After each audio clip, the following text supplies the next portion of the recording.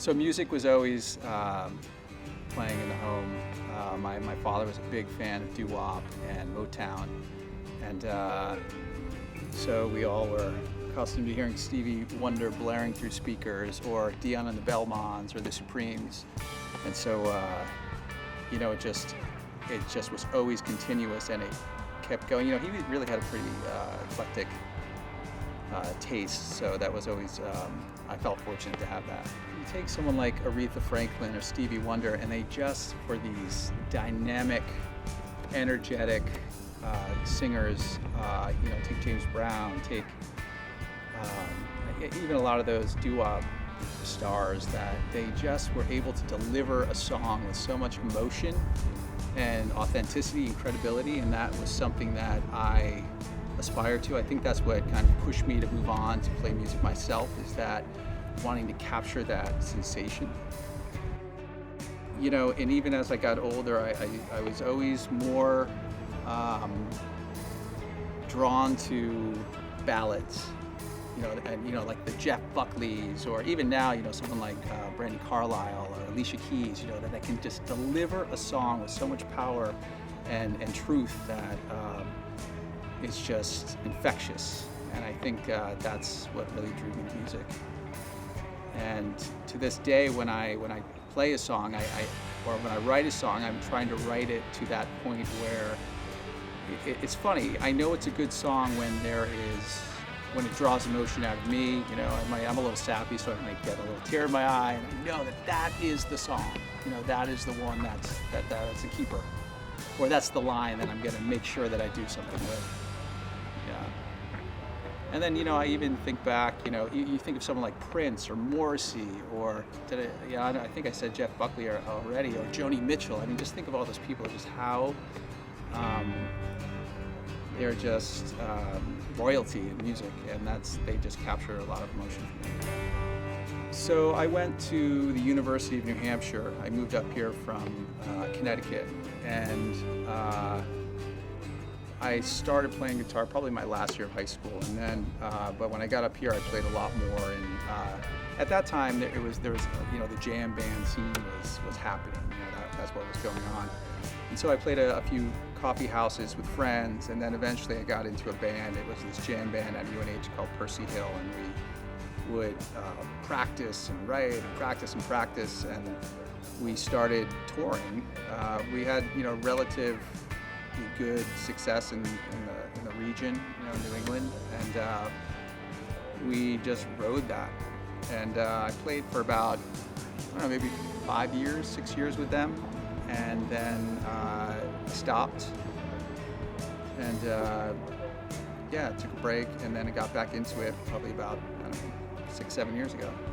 I think that I tend to be a shy person, and for me, music was always a way to express myself. So I miss that, and I miss the writing aspect of it. And I started, playing coffee houses here and there around, at Shooters or at the tavern. And then I thought, you know what? Instead of playing other people's music, I'm going to get back into writing my own. And just got right back into it. And I wrote a bunch of bad songs. And then, you write about, 6-7 songs, you pick 3 of them that you love, and I just started to get back into that rhythm. And for me, it's a really cathartic it's like a diary for me to write songs. And they're not always about me, but it's a way I often tell stories, and somehow they're connected to me, but they also are, I take a little artistic license and bend the truth and make a better story. I'll start playing some chords, and then I'll get something that sounds nice together, and I'll just play it over and over and over. I mean, it's a lengthy process at times, and then I start throwing in some words, and the story doesn't really come until I pick a theme. I write some words that, they sound like pretty hooky or just interesting, and then I'll develop the story maybe around a line or two. And then it's funny, though, because you can go back 3 days later, a month later, and then you're like, I'm not a big fan of that idea. And so I'll still keep that line, but I might change how it fits. The story around it might be completely different. And I've done that with songs for, I'll put them away for a few years even, and then I know it's in the bottom of my guitar case, and I just draw it out. And I said, that was good, I got to do something with that. And so that's what I did. There are times when I've played, back in the jam band days to, pretty big crowds, and just that energy that you get. It feels like your hair's standing on end, you're on your tippy toes, you're about to fall over, and that's fantastic. And now it's playing around here, it's a lot different. I'm not going on tour or anything, but I enjoy playing with my friends coming. I know a lot of the musicians in the area, very talented, hardworking musicians that I can call up on stage and play with. I was just thinking back to, when COVID started last, when we had to shut everything down in March, everything slowly started opening up in June. And Sawbelly had an outdoor show for us. We played on the back of the truck, and everybody was dying to get out. I think everybody was in COVID hibernation, and the place was packed, the parking lot was packed, the fire marshal didn't care, people were drinking beer just everywhere, or iced teas, or it was just like this whole tailgating aspect to it, and that was just, it felt really good. It was a communal sort of event that I enjoyed. I have spent more time writing, practicing. I've even taken some singing lessons. I've pressed reset.